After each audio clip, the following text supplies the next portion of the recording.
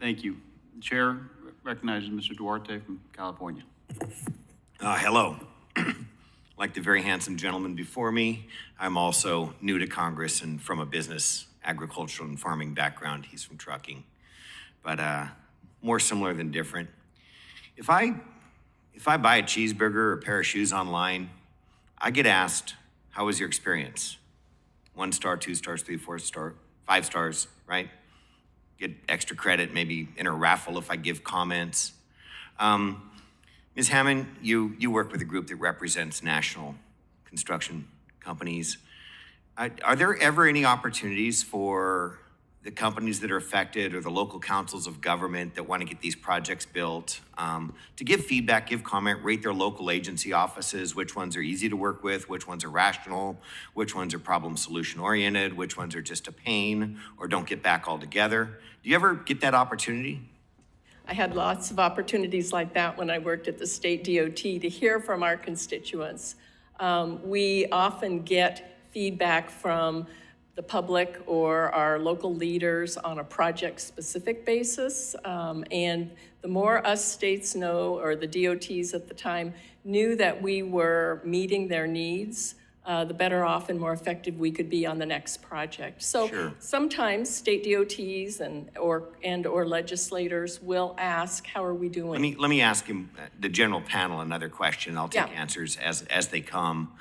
Would it be helpful, in your opinions, to set up a structured feedback process so that every agency office, every state and local office of whatever the regulatory agencies is getting feedback from, again, the local governments, the local councils of government, the local project construction companies, so that oversight hearings like this could be more productive, find the best practices.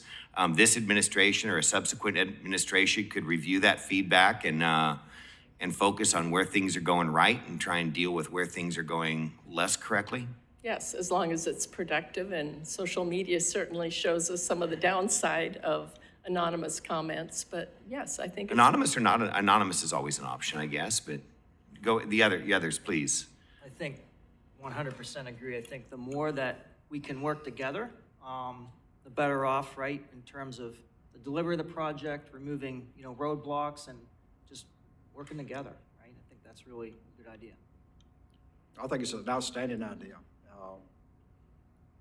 Just like we do as a business. I mean, we send out those surveys and obviously want to know what our customers think and what we can do, ways we can improve.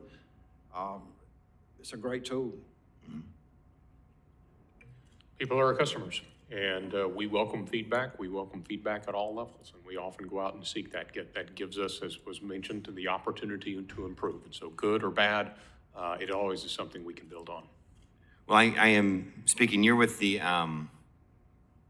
Texas Department of Transportation. So, are you aware, Mr. Williams, of any current programs in states that you're familiar with that solicit? And again, when you solicit it uniformly, you then have responses, and you can at least begin to think that you've got a uniform survey methodology that you can then act on, again, either in congressional oversight or in the current administration or future administrations. We could better surface problems if we have a structured survey of how these agencies are performing. We've certainly undertaken those efforts in our own agency to receive public comment on how we do as a Department of Transportation, and I would imagine, while I can't speak to specifics, that some of our other DOT partners do the same in different forms. Excellent. That was my main question. I'll take any other further thoughts on that you folks have, or I'll get you.